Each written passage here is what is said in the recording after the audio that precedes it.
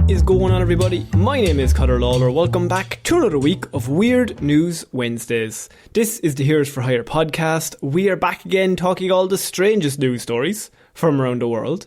We talk about the news that the real news is too afraid to talk about.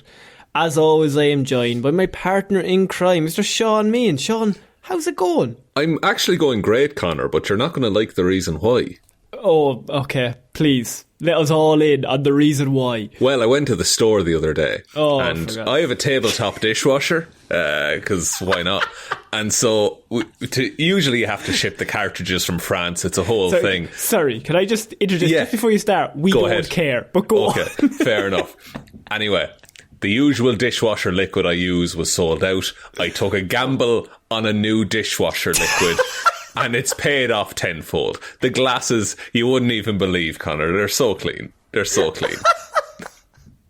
This is our worst start. You say that every time I do a start. I always think you can't outdo yourself. but you do. I think that's a good story about taking risks. And can I ask you a question then? As the dishwasher yourself, how does it work the same hot water and cold water? What's the story? Well, it heats the water internally. It is, what are you talking about? It's not plumbed in. It's not plumbed in. You just fill it with 4 litres of water. They give you a little jug when you buy it. Yeah. You fill that up the top, and then it drains into the sink. As the water flows through, it passes over a heating element, much like a kettle. 90 minutes. Your dishes for 2 people, which is what lives in this house. 2 people dishes washed and dried.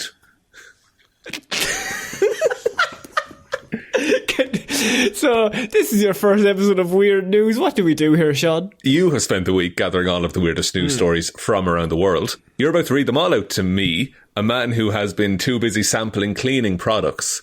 Sampling sounds like I'm tasting them. Yeah. Sampling cleaning. I can only assume you have been. I'm a big fan of dishwashers, but I have not looked at any weird news, so we're going to just chat about these stories. And can we also just very quickly up the top, that was not our ad. There's not an ad in this episode. No, but I do have an affiliate link. Genuinely, they give you it when you buy the dishwasher. We need that link. In the description. Just like there's millions of there's millions of ad possibilities, and then it's very strange. The Heroes for Hire podcast went for dishwashers. I just want people to know I'm open to market for anything, really, do you know? I'll shill anything. I'm a bitch for anything. I'll shill it. I'll shill you, I'll shill me, I don't care. So, if this is your first time listening to Weird News, what we normally start off with is that if you could just give us a like and review, whatever podcast platform you're listening to this on, it would mostly help if this is probably your second time listening. But look, first time, I'd take a chance. Maybe make a prediction that it's going to get better from here. Like a man trying a new dishwasher liquid. Okay. Take a chance on us. See, are there was all of your similes just going to be like dishwasher related things? Look, that'll come out in the wash. We'll all see what happens with that. Oh no, you're going to run out by about 10 minutes in. I really will. So Shaun, we are starting Weird News this week with a callback, with a follow-up story. I love this. Now, normally a follow-up story we get is normally about a few months later. Are you in traffic there? What's the story? There was a big bus. It was a big bus went past the window of the house. It wasn't a proper bus. It was the one that they teach bus drivers on. That's what was going on. It's one of the famous people buses open top. There's the man with all the dishwashers. I'm like the guy in that in the Matrix with all the screens around him, but it's tabletop dishwashers. So, as I said, we have a follow-up to a story. Now, not just any story. Probably one of our most talked about stories from 2018, Shaun. This is the longest gap between a follow-up that we've ever done. So this podcast, as a podcast, started in October of 2018, I believe. 2018, yes. So this is early doors, Weird News stories. Because it was one of our stories of a forbidden love. A man and his... a hologram. Holy shit, I forgot about this, dude. We had a lot of people early doors that were like, I'm marrying this, on marrying that. Obviously, we have ghost lovers. We have all sort a woman that married a plane. But now we also had at the time the man who married a hologram of his favourite character from a TV show. It was Hatsune Miku, I believe. Yes. From Vocaloid, yeah. So, fictosexual apparently is what he is. Okay. Japanese man is no longer able to communicate with hologram he married. Wait. How much communication was going on beforehand? Because she's not real. So he married a hologram in 2018, but he recently told a Japanese newspaper that their relationship is struggling with communication. She never listens to me. She's here and she's not here. I don't understand it. Achiko Kondo, 38, who works at a middle school in a Tokyo suburb, married Hatsune Miku. Am I pronouncing that correctly? That's the best I can do with my accent. Okay. That's what I think it is. A hologram that was created by a computer as singing software. He married her on November 4th, 2018. So I would say this is like the third week of the podcast ever, Shaun. Jesus Christ. We peaked, didn't we? We peaked early. It's good to peak early and then on the downward slope for the rest of time. In a wedding that cost more than $17,000. I remember being shocked at that. Like how involved do you get with that wedding? There's no first dance, surely. Be fairly quick. I suppose you pick up the hologram and you sway. From what I know, Hatsune Miku is a cartoon idol. Like she is a pop star, but is not real. So a virtual reality singer. Virtual reality singer, exactly. And so I imagine the wedding then, probably a lot of that 17 grand went on like projectors and smoke machines to make her be able to walk around the place. It would have to be an awful lot of smoke machines to try and pull that off. Yeah, and here's my thing, is that surely that character is copyrighted the hell up. So how is he allowed to do this? You couldn't feel comfortable knowing that there's definitely other men, like, with your wife, really, when you think about it. Yeah, unless that's something him and Hatsune agreed to. Maybe they're into that. Maybe that was a pre-agreement. Maybe that was something they set up. And look, well, fine if that's the way you want to go. But if that's not what was agreed, But he's also, because the thing about the hologram is, it's very clearly he must know. Like, it's not her, because she's still having her career outside of the marriage, which is fine. He's supportive. He's a supportive husband. But also, that must be tough to be a middle school teacher and have this story written about you. It's tough to be a middle school teacher, and I mean, your loved one is a world-renowned famous singer. I mean, it's tough to keep that anonymity going. Like, if she's that famous and you're going into that world. I mean, your privacy is gone, first of all. It's like all these celebrity couples, you know? All the red carpets that you have to go on. People don't know who you are. You're just some guy. That's why we keep the podcast underground, you know, so we don't have to deal with the fame. That's why we keep this quality level low. We don't want to break off and pop off.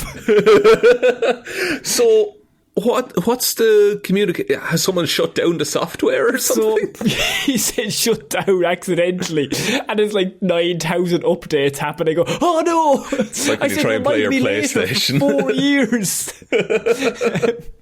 As one of the thousands of fictosexuals, Kondo is attracted to fictional characters. Right. Shaun? I feel like there's a better term for that. Look, if that's the thing you want, fine.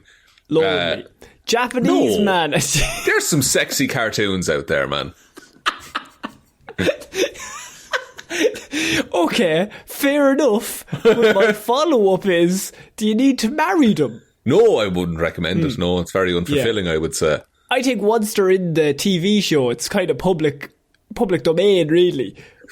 Public domain. I mean, yeah.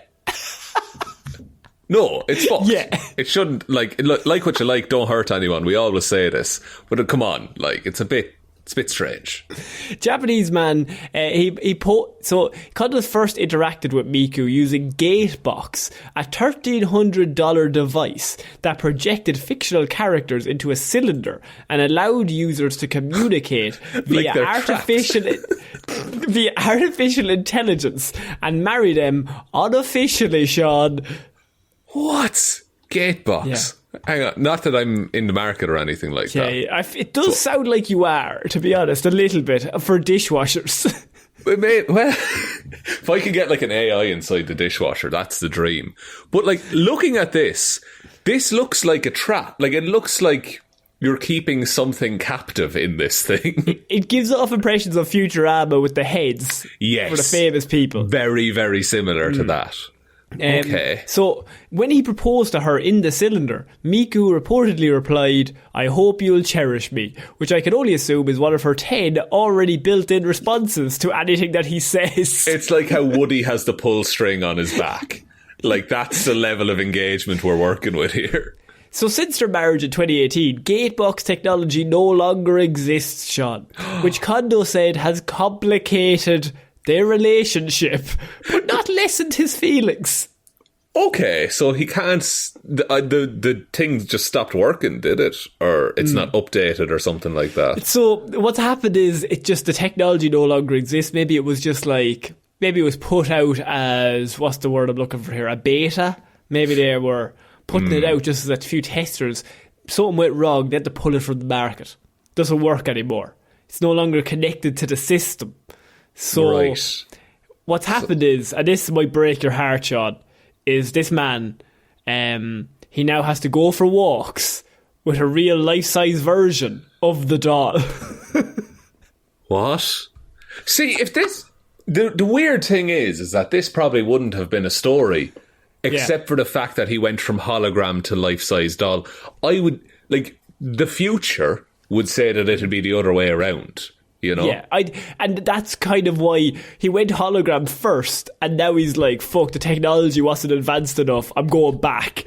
Yeah, I'm going back to the safety of a life-size Hatsune Miku doll. Just a regular doll, putting no other word in front of the word doll. Just doll. Just doll. They say that in the shop. It's like, this is just a doll.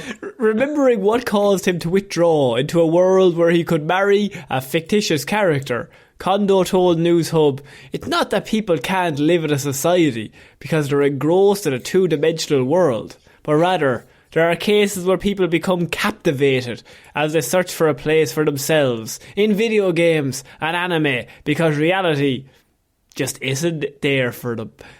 Whoa. Wow. Deep. I mean, it is quite deep. It is quite a big thing. Especially in Japan, there is a big, like, shut-in culture as well. But I don't think... Like, I'm all for making people more comfortable, but surely enabling it isn't the way to go, I would say. He said he went through a difficult time, and what got him through was, "I stayed in my room for 24 hours and watched videos of Miku the whole time." I mean, look. I know, by the way, you being this guy's lawyer. One of my favourite trends is me giving you batshit people and you going, hang on. Let me... Look. I'm playing devil's advocate, but these people aren't, like, inherently evil. I just, like, trying to get their point of view. Okay, I get being sad, I get staying in your room and just watching something for comfort. Yeah. But at a certain point, I think you have to realise that this is getting too deep for a light-hearted comedy show, by the way. But you have to realise that, like, maybe a bit of, like, professional help might be the way to go. Maybe interacting with your peers, just whoever they might be. I would say just mention it to anyone. Do you know what I would do? I would make friends with the Uber Eats guy who comes and delivers the food. Just be like, hey, how's it going? And they're just chill, like. They're so sound. For 2 minutes. The lads in town are so nice. The Deliveroo guys, they're all great. I get a lot of takeaway, it turns out. The dishwasher is wasted. The dishwasher. They're all just in the bin. Just immediately. Here's my point, right? This man, this is the follow-up we have. So his hologram, the technology, is anything sadder than when your wife's technology that makes you see her stops working. I mean, that is... I mean, in a way, isn't that the aging process, though? We all have to come to terms with that, don't we, Your Honour? I mean, in another way, though, it's not like that. Is it not? Right, okay. I think it's more like you've got a hologram that is very small, and you're like, "This is my wife," and then she stays in the glass dome, and she waits for me, which is safe. And she just everything I say, she agrees with, which is her 10 reactions. And now I have a doll, which is life size, and I carry around with me. That's more just an encumbrance to your life. I mean, at least he's going out now, I suppose. How do you bring the hologram, though? On a phone, surely you'd have like an app that you could transfer it over to, like a Tamagotchi or a Digimon. But it would be two-dimensional. He needs that three-dimensional loving. He's not doing two-dimensional, Shaun. Please never say the phrase three-dimensional loving for the rest of your life. Guru. I think the problem here, guys, is that you need some three-dimensional loving. I'm just telling you now. That sounds like your soul album that you're going to release or something. Three-dimensional loving. The Conor Lawler experience. And it's me like just leaning up against a building, just in like a suit. You've got like a tuxedo and a saxophone on. That's what you're working with. Oh, you're goddamn right I am. You're goddamn right I have it. So what are we saying for this man? Are we saying maybe he should look somewhere else for his loving? Here's the thing, and I've just worked out this theory in my head, right? So we've established he's kind of going backwards in time here. So he started out with very high-tech hologram, back to life-size only a regular doll. Yeah. What if next it's like someone who like cosplays as Hatsune Miku? He's going the opposite way. He's going to find true love. And they're both going to be really into Hatsune Miku. Because there's the thing. There's definitely somebody out there, male or female, for this man. Absolutely. Would be fucking honoured. Would be absolutely love it. Like, they'd be all about it.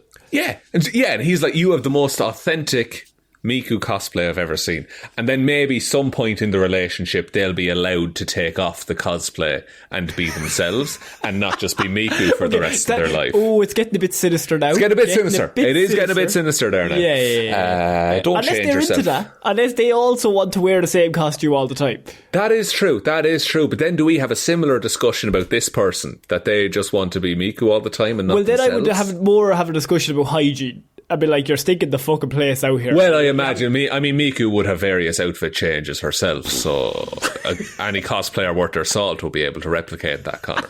Yeah, but in the time it takes to take off one and put on another, what if he walks in? Oh no! That is true. That is true. Like, there's got to be like some, like those old like screens that they had in Victorian times. Yeah. And so he never sees her out of cosplay. Yeah. That's the only way this is going to work for this man and maybe that person. Look, what we say, we're relationship gurus. We're trying to help this man who's looking for love in holograms. This is our new segment on the show called Three-Dimensional Lovin'. Why is that not a thing? We're moving on, Shaun, to our next piece of news. And I have a suspect that is it's going across borders, state lines. Oh. Multiple agencies are in pursuit. Okay, I'm going to guess that this isn't a human. A wild turkey is attacking people in DC and multiple agencies are in pursuit as it crosses state lines.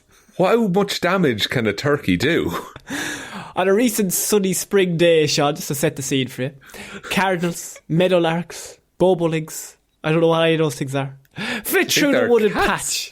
I think so. They flit through the wooden patch between Kenilworth Marsh and Anacostia River. Everyone's favourite path. Oh. A bike path is also there, just going along the stretch. But Shaun, nobody is there. No one is there. Nobody is there. In this picturesque location, which... It's so picturesque. This is the best written journalistic article that we've had on this show in months. Because usually they're just trying to cram in words. Steps away, a dozen or so neighbours jog and power walk on a synthetic city track away from the idyllic nature that's going on just beside them, Shaun. This motherfucker used idyllic in a turkey story. I can just not to boast, but I threw an idyllic there. Connor, what have you done to me? Sorry. Sometimes I'm too descriptive for my own good. Walkers and bikers say they are afraid of the path through the woods after a series of recent attacks. Cliff Robinson pauses to explain. That's right, Cliff is in. Sorry, this story is told in the present tense. Cliff comes in strong. It's because of those damn turkeys, he says. More than one turkey. Mr. Robinson, interesting. 70, a retired court services employee, says, I was attacked there 3 weeks ago. I was trying to get away from him and he came after me. He wouldn't let me pass. He wanted to gobble me up, said Chris. The suspect, a male, heavyset, 3.5 foot tall, with a blue head and neck, pink flaps on his chin that turn red when he struts. I mean, let's not bring the man's weight into this story. Let's not king shame the man. Heavyset turkey. What's it like? But it's not his fault because he's raised, presumably, to be. He's eaten like too many humans. You're not suggesting that this turkey eats humans. That a male, massively fat, biggie tub turkey, 3.5 foot tall, freakishly large, with a blue-headed, ugly neck. He's fat, did we mention that? I know why this turkey has turned to evil, Connor. If you were reading that in the newspaper, you'd be mad too. You'd be furious. You'd want some revenge on humanity. The victims, more than a dozen walkers and bikers, including several who had to go to even medical care afterwards. Wow. Yeah. So, from a peck? Is that what's going on here? Well, Dan Roach, who comes in, he's a DC Department of Energy and Environment wildlife biologist. Fuck me. Fucking hell. So... I like how this man has studied for like a decade. Yeah. And we're just like, right, get over yourself. His problem is he has too many degrees. Too many. Too many letters after his name. There's an element of humour to it, says Dan. Completely undermining all of Dan's thoughts previously. All of the murders. He's part of a team trying to catch the perpetrator. There is a terror turkey stalking a river trail. If I hadn't seen the videos myself, I would have thought it was an urban myth, says Dan. Okay, sorry. So they've assembled like a suicide squad to go after this turkey. Yeah, well, it's a mission to end all missions. That's true. That is true. But where's their jurisdiction then? Because if that turkey crosses state lines, suddenly it's not their problem anymore. It's not their problem. It goes to the FBI, I think. The FTI. FTI. Don't say the letters. We're not going to tell. I mean, if you can't figure it out. I mean, come on, listeners. You got to do some work on this show. I mean, you could say FPI. Poultry. You're not meant to say it. Sorry, shit. It was very clever. Connor. This being the nation's capital, a multi-agency task force of more than a dozen agencies has assembled a dragnet across city, state and federal lands to cage the wily bird. Sorry. So they got all of the agencies in America, and their big idea was, let's put up a net. Yeah, no, the idea is, right, here's what we do. No, I feel like it's a metaphorical net. It's a net of humans. No, but, okay. Closing in on the turkey. I don't think that's any more effective than a regular net in terms of I think you probably need a regular net. It might be more effective. But they have human nets, human shields. Just sacrifice humans until eventually he gets tired. We'll just keep throwing humans at the turkey. To wear him down, to tire him out. Keep throwing turkeys at him, confuse him, and then throw humans at him. He's going to be real confused. See if you can fight your own turkey. Wild turkeys are making a national comeback, apparently, after nearly going extinct a century ago, according to a copy of Turkey Interview Talking Points. I'm sorry. I'm sorry? Turkey interview talking points. Have you never heard of it? Turkey. Well, I lapsed my subscription there. Not too long I get ago. it every single week. It comes in. We have an interview with a different turkey, which I can only assume is mostly quite similar to last week's interview. No, I don't want to apply for a job in Turkey. I want to hear what they have to say. All right, okay, let's do this then. So with the 7 million wild turkeys nationwide, there's been an uptake in unhappy encounters with the public from California to Massachusetts. Didn't we have Gerald a few years ago? We did have Gerald the turkey. Gerald, I think he was attacking people a few years ago. Yeah, I think he bedeviled a small town for a while there. And they had to do like votes to try and vote him in and out. Gerald was a hero of the show. Gerald wasn't the one that was. There was a turkey, unfortunately murdered. No, that wasn't Gerald. No, Gerald's unkillable. Sorry, Gerald actually killed that turkey. I didn't mean to assume that Gerald could die. I'm sorry. Most interactions, Shaun, are harmless. Typically, turkeys become aggressive during breeding season between March and May. Wait a minute. That's when we are. Though the attacks can occur at any time, males are aggressive to establish dominance. Often they are protecting hens at a nest with eggs or fledglings. So, I mean, what can you do? So, I mean, here's the thing. This turkey has attacked multiple times. At about the same time, as they mentioned, November 2020, a turkey named Gerald, who lived in a municipal rose garden, wounded several park goers, becoming so aggressive that one resident complained the bird reminded him of the velociraptor scenes in Jurassic Park. Yes, Gerald. Gerald getting some fucking clay, finally.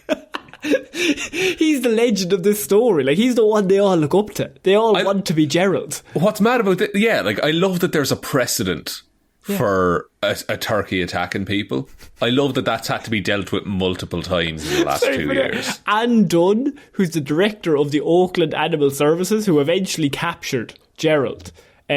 She says, even seeing the words turkey attack brings back bad memories. Oh, Anne, I'm so sorry. But there's going to be all these committees that are going to be gathered around in the town hall saying, how do we deal with this new turkey threat? And you'll just hear nails down a chalkboard. And it'll be Anne. And it'll be, you want a turkey? I'll fucking get you a turkey. We've seen this before. We've seen it before, and we lost many good men and women to it. We can't let you make the same mistake, lads. We've Never got to shoot for the head from the beginning. She goes full Rambo. She puts paint on her face. It's happening again. It's like when Mike Myers comes back, and you just have Jamie Lee Curtis. She's like, I knew he was going to come back. Yeah. I knew it. I've always been ready. I've set up this house full of traps. In Washington, the Tom Turkey we talk about, Shaun, he has become a fearsome bully, increasingly aggressive since he was first spotted at the Kenilworth Aquatic Gardens. So Joe Cashman, a park guide everyone knows as Ranger Joe, said that he and another park guide were on bike patrol, when they were pursued by the fowl last fall. Whoa. So you couldn't outcycle the turkey, is what he's saying there. Joe's very unfit, I can only assume. It was a tandem bike and one of them really wasn't helping. We got a kick out of it, Ranger shows. The danger got him going. It was great crack at the time, lads. Then we started getting complaints, started getting aggressive. It's gotten more and more aggressive. In January, warning signs were posted. In February, the turkey aggression became extreme. Wild turkeys can run up to 25 miles an hour. Holy according shit. to the Turkey Talking Points News magazine. Which I'm yet to find on page 2 of Google, by the way. This is where we're getting all of our news now. That's such a specific publication, though. Can I just ask, is surely Gerald is either writing that? Did a turkey write this, is my first question, so then it's Gerald. Or second, is Gerald just the cover of that magazine every month? See, has to be, surely. But I think it's more Gerald has this weird fan base of humans who think Gerald did nothing wrong, and they started the turkey publication to vindicate Gerald on his name. So Ranger Joe says it struts its stuff, spreads its tail feathers. And apparently there's a video going around showing Ranger Joe being attacked by, the turkey. Ranger Joe, by the way, is an Air Force Academy graduate. He is 6'4" tall, and he is terrified of this turkey. Joe, I mean, I feel you could take him in a fight. I know you probably wouldn't. Yeah. Just because it's not right to fight a turkey like that, hand to hand. But if it's starting it, you're finishing it. If a turkey came at you, right? Yeah. Would you punch the turkey? No, just on his own, just being a turkey, no weapons. Do I have a knife? No, but there's one close by you can grab if you need it. Oh, I'm having dinner tonight, boys. Oh, Jesus, lads. Oh, you're eating the turkey afterwards. Live. No, not cooking it. Live. You're going to pluck the feathers, or are you going to... No. Just straight through. It won't be expecting it. It won't be expecting pure cannibalism. It's not cannibalism if it's a turkey, though, is it? I think it is. I think there's a sense of cannibalism if the animal's fighting you and you turn to eating. If you acknowledge the animal as an equal, suddenly it turns into cannibalism. Yeah. And the fight has started and you're both looking for the kill. If you go to bite, I think in the UFC you get kicked out. I'm just saying. I mean, probably, yeah. Okay, so you have a knife, turkey has a knife. What happens then? Yeah. Well, I think I'm dead at that point. Really? Yeah, I think he's just a wild character. He's wily. I don't know what to do with my knife if he's got a knife. You have two knives. Oh, he has swing one. them around. Okay. I'm swinging my arms like Bart in a windmill kind of scenario. Yeah, kind of scenario. And if you get hit, turkey, it's your own fault. And then he's just going to stab me once in my stomach, and then I'm done. That's fair. And then I make friends with the turkey is what I would do. He's carrying a bit of weight, like. It's going to take a few knives. Will you stop fucking fat shaming the turkey, Connor? He's a big fucking tubbo. I'm just saying, right? He's a nice boy. He's had a big winter, right? We've all had them. Yeah, I've been having one for nigh on 20-something years now. Apparently Ranger Joe says, as complaints mounted, the park service fretted. It's not a good situation, said Ranger Joe. We want to have a balance between protecting wildlife and protecting our visitors. Why is the turkey still at large? Asked the Talking Pints. Turkeys are elusive birds and are hard to catch, says Ranger Joe. Fuck yeah. But of course Ranger Joe would say that, because I feel he secretly wants that turkey loose. Because think about it. It's less people coming to the park, meaning he has less work to do telling people to look after the park.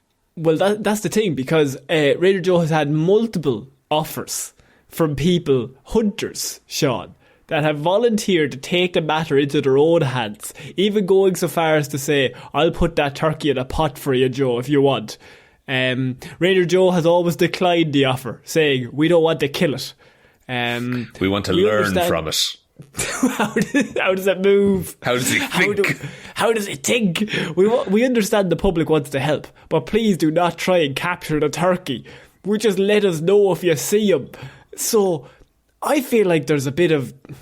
Are they in cahoots? Is Ranger Joe falling for the turkey? I don't know. Maybe. It's kind of like Jim Gordon not pursuing Batman. It's like... There's a respect there. There's an acknowledgement. The turkey's only attacking criminals. He's only attacking the most degenerates of society who come into the national park. You walk in, he sums you up. He can see what you've done in your past, your dirty, dark little secrets. That's just the power he has. And then he thinks to himself, these need to be taken down a peg or two. This is where the attack begins. And like the turkey does kind of sound like a superhero, not a very good one, but the fowl. Surely you say the fowl. Oh, the fowl. Yeah. Oh, I like it. But that could be a chicken, that could be a turkey. You don't know, That's the point. The element of surprise. Oh, you're confusing them. Yeah. They're like, look for the chicken. Oh, I was attacked by a duck or something? I don't know. No, look for the chicken. Oh, there's only a turkey over there. It's not there, boss. I'm looking for a chicken. And that turkey's a billionaire playboy. He'd never have the time to be. He turned up in a Lamborghini then. Much more subtle. So, Shaun, what's happened now is the fowl has been spotted fleeing across the state line into Bladensburg. as well. So also on the case are the Prince George's County Parks and Recreation Department, fuck me, and the Maryland Department of Natural Resources.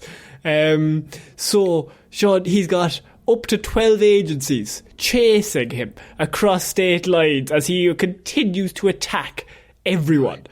Okay, not to make another movie reference, but have you ever seen Catch Me If You Can? Yes. Turkey's Leo DiCaprio, right? Yes. And then Tom Hanks' character is Ranger Joe. Like, Ranger Joe wants to catch this turkey, but in a weird way, he loves the chase. Like, he respects him. He respects him. He respects what the turkey went through to get there. Yeah. So Ranger Joe even says the fugitive is slick. The fugitive, by the way. The fugitive is slick. It's a turkey, because he takes flight when he sees nets. I mean, yeah, obviously. I thought turkeys were flightless. Not this one. This one soars like an eagle shot. That's huge if it's true. Hang on. Huge if true. Turkeys, can they fly? Google will tell us. I'm assuming for like little bursts, like for like a foot off the ground. Wild turkeys are able to fly short distances at considerable speed. Yeah. They can also run and swim. Look, you're never catching them. If he's running at 25 miles per hour. Land, water, air, they're all his territory. He's going to win the triathlon if it comes to it as well. Like, there's no point. And then just give him a gun, you'll shoot some targets or something, you know? Triathlons are just in snow, Shaun. No. I think I know a thing or two about triathlons. You've seen one Winter Olympics and ever since. No, I've played Mario and Sonic at the Olympic Games, I'll have you know. In the winter one or the winter one? The winter one. Well, both, obviously. But. Of course. Why could you not? But Shaun, how do we catch this turkey? I mean, it's fled the familiar terrain. It's now in a 446-acre area. They don't know where he is, but he's out there hunting. I mean, maybe he's just gone. Maybe he's had enough of the fight and he's just retired to some peaceful, more peaceful forest where no one knows him. He changes his name. Smoking a pipe. It's like, and someone will come up and be like, "Are you Tom the Turkey?" He'd be like, "I haven't heard that name in a long time." And then kills him. And then he looks up and it's Ranger Joe's son. Oh shit! Yeah. Yes! He avenged his father. His father died on... What? His father died on Christmas. No, on Thanksgiving. On Thanksgiving, yeah. And Ranger Joe's son is bitter because they never got to have turkey on Thanksgiving because Joe couldn't let it go. He couldn't. He couldn't look at it. He burst into tears. He's just like, the things I should have said while I had the chance. And so Joe found him and then killed the other turkey. So I just want to let the people know this is going on. Cross state lines. 12 agencies are chasing this turkey. Not one of them. We think humans are the smartest species. We think we're smart. One turkey has outdone 12 agencies specifically looking for this one turkey. I'd say those 12 agencies, that's upwards of like 100 people that this turkey has bamboozled. Easily. And they're all sending emails to whom it may concern between each other to be like, have you seen a fucking turkey? And Gabe has his out of office on, but he's in the office, I know he is. Gabe, come on, man. What's going on? You put it on 2 years ago when you left for Italy for a week and you never put it back off. It's fucking ridiculous. It's just, it keeps saying buongiorno. It's December. So, on a recent morning, Ranger Joe cautioned Terry Swiggle. So, as a tourist visiting the Kenilworth Gardens with her family and asked the Sweagles to report any sightings. She said she was familiar with turkeys. Okay. No, I'll allow that sentence. That's fine. That can't be true. Don't worry, Joe. I'm familiar with turkeys. Do you know who that is? That's a people pleaser. That's someone who, like, you ask them to do a task and they're just like, yeah, I've done that loads of times. And then they figure it out. I've seen loads of turkeys, like in books. Like, I'll be well able to recognise them. Don't you worry, every Joe. Christmas. And Joe's like just in the shadows, like he's going to kill you and your family if you let him. Lad, I've seen a turkey before. No worries. It's like, I think I know how to handle myself. And then Joe comes back and there's 4 bodies on the floor. Well, Miss Sweegle apparently then said, "This is awesome. We're in a pursuit. Ha ha ha ha." But then one elderly woman told Ranger Joe she warded the turkey off with her fanny pack. Ranger Joe defended himself with a rolled up plastic fence. He's going around carrying a fence. Yeah. What? Oh, surely they just found that near the site? It's not like some post-apocalypse where Joe has just found any weapon he can get his hands on. Well, he's 6'4". He's built like a tank. Joe's an Adonis in my mind. So, I mean, he's carrying around a whole fence, just a whole thing, and he's breaking it off piece by piece. Like a Tom Sawyer white picket fence kind of thing, and he's got an 18-foot swing. And he's got them on his back, so he has to go sideways through doors to get through everything. But if he ever falls off a cliff, he's just going to soar like an eagle. It's going to be great. That's when he's soar like a turkey. That's what he's thinking. He keeps doing running jumps and just practicing.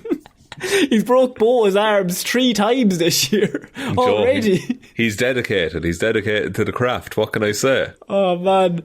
Joe, one elderly woman fought him off with a fanny pack. Joe's defended himself with a plastic fence. And Terry Sweegle tells us she has seen a turkey before. So she's the perfect person to look for a turkey, I suppose. I mean, I've seen a turkey before. Yeah. And I'm being no confident. Help. I don't think my experience with turkeys leads me to lead a chase for a turkey. I couldn't track any animal, I don't think. Is there an animal that you could track? What's slow? A sloth? I can't. A sloth has territory on me though. Like he's going to climb. Yeah, it's true. Tortoise, come down. Come down. Come on. I got you. I reckon I could track a kangaroo. There's no way. What are you talking about? They're big and they're in like open desert. I feel I could spot one. But they hop. They do little hops. Yeah, but like then what happens when they get tired? They stop and then I find them. Yeah, but they're going to be hopping. Video game. No, they're going to be mechanism always is faster than the running mechanism. That is true, and I can't fault you on that one. But think about the territory, Connor. A kangaroo hopping through the desert. Yeah. They're going to be leaving big footprints for me to follow. Oh, shit. I can track that bad boy right in to the scalding heat of Central Australia, where ultimately die and pass away, but knowing exactly where that kangaroo is. It's over there. Shaun, I suppose we have to move on because we've talked about this turkey for quite a while. One of my favourite headlines of the week, and I don't know if we're going to spend too long on this, but it just made me laugh. And I feel like if it didn't get thrown into weird news, I don't know what would, because we have the British politician MP who was caught watching porn in Parliament claims he was looking at tractors. I did see this. I mean, as excuses go, it's not great. What is the pipeline from tractors to porn? So, I mean, here's the idea. So they're all in Parliament in the UK for any of our listeners from anywhere else, and the idea is they have cameras in there. So you can constantly see what everyone's doing at all times. Yeah. And so you have people people are fucking asleep and shit. This is not just in the UK, by the way. This is in all places. If you ever look at any of them, they're asleep. You're like, dude, come on. It's like, come on, you work for us. Like, we voted you in here. Yeah. But this Neil Parish, who's an MP in Devon, he claims that he found himself on the porn website accidentally, right? Okay. Because he was looking, and I mean, look, we've all done it. He was looking for tractors and accidentally clicked into a porn website, and he was just caught on camera. I was just looking at it so I would know not to look at it. I was putting the safe search on, Your Honour. And suddenly, but like, what? Well, first of all, what's this man's business? What's his dealings with tractors is what I want to know. Why is that the big thing? Because if he's never set foot on a farm in his life, tractors, like he must have just been giving the statement and a tractor went past the window. It's like, I'm looking at tractors. His friend Colin Slade apparently absolutely just ruined them because he attempted to explain away the accidental viewing in Parliament, claiming he'd heard This is great stuff. This is excellent defending because they're panicking between themselves. This is boys being boys defending each other. He'd heard he was looking for a brand of tractor named the Dominator. And you can easily see where that would go, Shaun. But surely any Google search you would do, you would have the presence of mind to say... Put tractor on the end of it, just in case, because I am at work. Why are you Googling tractors at work?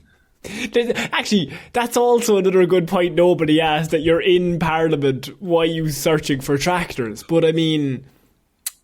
Like, what were they discussing in Parliament at the time is what I want to know. Because if it's like, oh, here's this bill that's going to like feed all the kids, and he's just like, ooh... That John Deere, though, it's looking mighty fine. I mean, in an ideal world, they're talking agriculture, and they're talking what's best for the environment. But what tractor do we gift to all the farmers of the UK? Does anyone have any idea for tractors that we could gift? Let me look up tractors without putting the word tractor in. And another point, I've looked it up, the Dominator is a combine harvester. Yeah, you could easily write combine harvester, couldn't you? Could write combine harvester there. Because if that was what you were in the market for and researching, surely you'd know what it was called. So someone commented on this. Angela Rayner, who's the Labour deputy leader in Britain, said he was looking for tractors but ended up with porn actors. Neil Parish must think you were all born yesterday. I mean, both of them. Oh no, that's a foul joke. I can't say that. Oh no. Either way, you're getting ploughed. That's what I thought. Oh no. Either way, you're getting awful. combine harvested. Oh God, no, Connor. 3D loving. Oh no. Can I do they go into detail about the other thing that like what was he watching? No, they don't go into detail on that. I think it's funnier if we don't know. If he just searched Dominator expecting the tractor would be the first thing that pops up. I'm hesitant to Google it at the minute, but because surely the first result is like you would know by the URL that you're. Oh, you've gone wrong by the first page of Google. You've gone wrong. Let me click off now while it's just a little white screen on my phone. Let me clarify. Let me just tighten up some of that search just in case. A couple of other search terms just going on in here. I just thought that headline made me giggle so much. I was like, oh, that's ridiculous. He's just caught in the situation where you're just fucked. Like, there's just literally nothing you can do caught on camera doing it. And you're just like, fuck. What? There's one of the jokes in the group chat, it was a link. You know right well, they all had the emergency meeting, like, fuck, what are we going to say? Like, what are they doing? They had this, like, session in the, like, Parliament bar. It's like, lads are going to fucking destroy me for this. I was looking up perms. They're never going to believe that. Ports? Can we turn it into sailing? Was I looking up a port? I'm trying to build up transport in now of the country in terms of produce. I was looking port, but I accidentally clicked porn. Boys, I've got it. I was looking up tractor for corn. Huh? You're in. Damn it, Boris, this is why we keep you around. You're a genius. Oh man, that is so funny. What a fucking moron. What a dickhead. What a dickhead. So Shaun, we're moving on to our next piece of news, and we have a few thoughts because we had a few more extra stories, but we spent a lot of time on the turkey. So we did, but I feel we needed to. I mean, the turkey it had to be talked about in reality, because what I have next is how best to talk about this. I have a senior citizen woman who she went to a museum, and she go to some art displays, lovely artwork. One of the artworks was a jacket that was just on there. Because I have a senior citizen stole a jacket artwork on display at the Musée Picasso, and then had a tailor alter it to fit her. Holy shit! I mean, that's another level of thievery, is customising it to yourself. Now, presumably she didn't know it was an art piece. Not at the time. So a Catalan artist exhibited a jacket filled with postcards visitors could remove and examine at the museum in Paris. Little did he imagine that one person could take the liberty and step too far. But a few weeks ago, a 72-year-old woman took the blue work jacket, which had been hanging on a wall, home with her, according to the news. She then had it altered at the tailor's so it would fit her nice and snug. Upon returning to the museum to revisit the show a few days later... She went back! The woman, who had been captured on surveillance camera putting the jacket into her bag, was arrested by the police, who happened to be at the museum at the time looking for evidence for the theft. I just wish that jacket would walk through the door right now. They're like, oh, if only we could find that woman. Wait a minute. Just look up. The next door. If only I could find $1 million. While in custody, the retiree, who was reportedly passionate about art, immediately confessed to stealing the jacket, but claimed not to have even realised it was an artwork. Police searched her home, where they found it with shortened sleeves. Oh no! Is there a certain... Okay, so put aside the art thing for a second. Forget that this is an art installation. Is there a situation where you would take a jacket that you found hanging up and just go home and make it your own? No, for the sole reason that we've all been there. Carrying around a jacket is a load of bollocks, really. It is. When it's warm and you're carrying around a jacket, that's worst case scenario. You brought it with you because you thought it was going to rain. But then it didn't, and now you're roasting. And then it's draped over one arm. It's entirely messed up. Draped over one arm, or you have it just... you're just carrying it, you're swapping arms. It's an absolute nightmare. God help you if you have 2 shopping bags at the time, but they're full, so you can't fit the jacket into that. And what are you going to do? Wrap it around your waist? But it's a heavy jacket. You can do that maybe with a light jacket. Heavy jackets you can't wrap. This is a wool coat that I'm wearing, folks. I can't wrap a wool coat on my arse to be roasting. It just simply won't work. But I think this woman... She must have known, because it was full of postcards, the jacket. Yeah. Well, she just thought she'd been very busy. She's a very popular woman. What'd she do with the postcards? Did she throw them out? No, she was reading them. Oh, that's from Susan there last week. Yeah, she hasn't spoken to Susan since she died. God. She's been very quiet since she died. So, Shaun, this woman takes the jacket, brings it home, has it altered, then goes back to the same museum because she just loves art. Just loves art that much. I mean, they do always return to the scene of the crime, but it's usually not for a love of art. Go to a different art exhibition. Go to a different wing of the same museum, I would say. But not the exact room.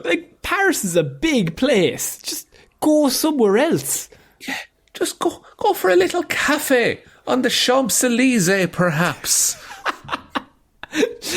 But then if you live there, you're just sick of that shit. That's true. If you live somewhere, you're just like, this is fucking shit. Even it's outside my door. I just want to not pay €12 for a coffee, please. That's all I want to do. Please. So, Shaun, I wanted to cover that one of my favourite old lady stories. Just took it home. Just had it work done to it. What can you do? Finders keepers, and I believe you'll find losers are weepers, Connor. Because we finished today with Florida Woman.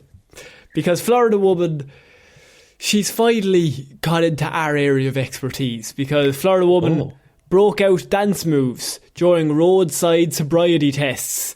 Because I have a Florida woman suspected of drunk driving performed multiple ballet and Irish folk dance moves while undergoing field sobriety tests.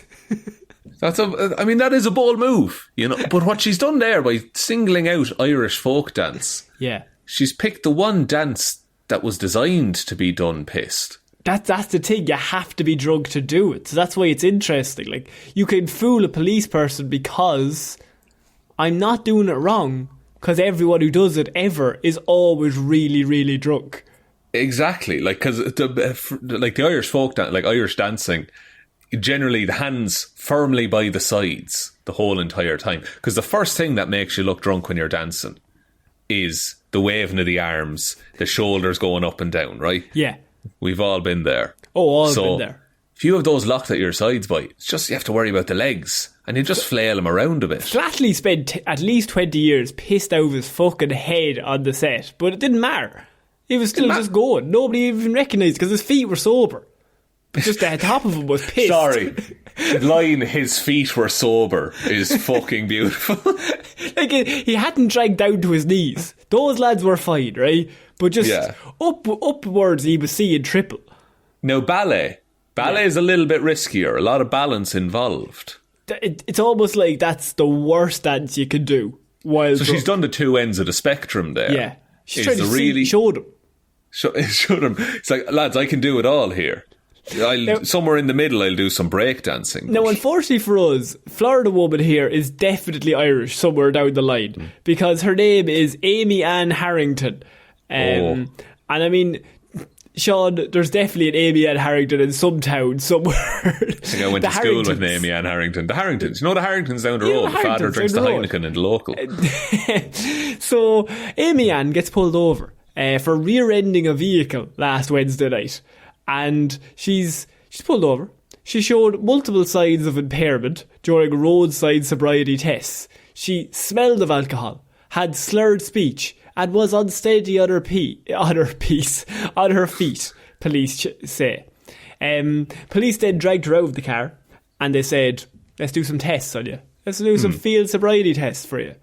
When asked to perform a one-leg stand and walk and turn tests, Harrington instead decided not to do those tests and instead broke out her cross-disciplinary dance moves, according to the arrest affidavit. I mean, she's taking the initiative. Would someone who's drunk make up their own plan, officer? Would someone who's drunk go completely against the grain and just make up shit as I go along? I don't think so, officer. And the one and the two. A diddly diddly diddly dee. That is most Irish songs, yeah. It's just diddly dee diddly I. Just say that back to back and that is all Irish music. That is, there's a fascinating history behind that, Connor, but there's no time for it right now. I also have, there's a bit of fact I have for Irish music, is if you play a certain diddly dee diddly I song, doesn't matter what it is, but it has that same background, a few violins, maybe a few little guitar, just the general vibe, right? Yeah. Somebody, when they listen to it, will hit their hand off their knee and go, Jesus lads, here we go. Right? And the knee will start going. The knee will be slapped and the knee will start bopping up and down. That's just the way it goes. The knee will keep rhythm with those little slaps. Occasionally the whole room will build into little claps going on. It doesn't matter where you are as well. You could be in a car, you could be driving, there could be just a passenger, comes on the radio, the knee will still be slapped. Absolutely, and there's another thing that'll happen is that midway through the song, for no apparent reason and with no apparent timing, someone will go, yow, and really high pitched, yow, and then things just carry on as normal. No one addresses it. Nobody mentions it. Because normally in the recording studio, that lad is drunk, and he's just turned up for that one yow, and then he's walking away. We'll bring Simon in there to do the yow. Yeah, he'll do the yow, boy. He's a yow specialist. Specialist, is he? Say yow specialist. Yow specialist. Well, if you say it slow, okay, cool. Yow specialist. Oh, man, show me up. I'm a linguist. So, I mean, Harrington, she gets pulled over. She decides the best way to show my sobriety, dance moves. So she breaks into an Irish jig. We're not quite sure if it's good nor bad. It's not mentioned. I can only assume it's quite poor. But eventually she is arrested and brought in, stating that she's half Irish, so she's quite good at the dance, which is why she did it. Right. Okay. So, but that means she's like, she's still probably drunk then. Like, she's just confessed. Yeah, don't worry, I'm half Irish. Take her in, boys. It's the easiest fucking job. Oh, bring her to rehab, for fuck's sake. So Shaun, Florida woman, she gets pulled over, and her first thought is not, let's do the test perfectly. Her first thought is, well, look, I'm going down anyway. Let's have a jig before I go. I mean, that is a very Irish mentality of just like, well, if it has to happen, let me go out dancing. Let me go out in a jig. Let me go out in a jig. Let me go out the way I came in. So, Shaun, I think that's it for this week's Weird News. What a week of weird news. We ended up with one of our own right at the end there, Connor. Yeah. But would you like me now to take us out? Yeah, please. Thank you, everyone, for listening to this episode of Weird News Wednesday. We will be back on Friday with Hero or Zero, Monday with Movie Mondays, and next Wednesday with another episode of Weird News Wednesdays. Big thank you has to go out to everyone over on the Patreon, patreon.com/Heroes for Hire podcast.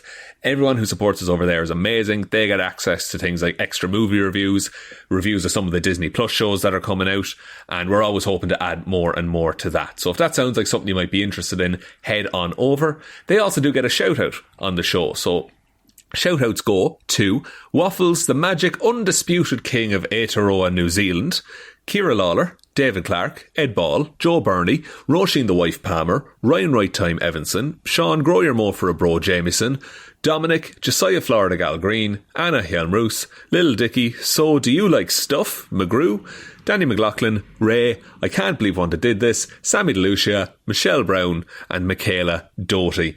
Thanks so much for the support. I get more and more out of breath every time I read that. That's good stuff. It's good stuff. It's a good sign. Not for my lungs, but for the pod as a whole. But all those people are amazing. Thanks all so much. Head on over there if you want to support us. Other ways to support the show then, there is our website link below, heroesforhire.ie, and the merch store is attached to that. So heroesforhire.ie/shop for t-shirts and hoodies and all that kind of stuff. Twitter is at Heroes for Hire Pod. The 4 is the number 4. Facebook is Detective Divilment's discussion group or Heroes for Hire podcast. Instagram is Heroes for Hire podcast. TikTok, we're on TikTok now, Connor. Damn. That's also Heroes for Hire podcast. Turns out not a lot of people wanted that name, so I just snapped it up. It's good stuff. Yeah. And the best way to ever help out the show is to just tell one human being that we exist. Just the one, please. And I think that's about it, Connor. I think so. So I've been Ciara Lawler. I've been Shaun. We shall see you all next week, guys. Bye. Bye.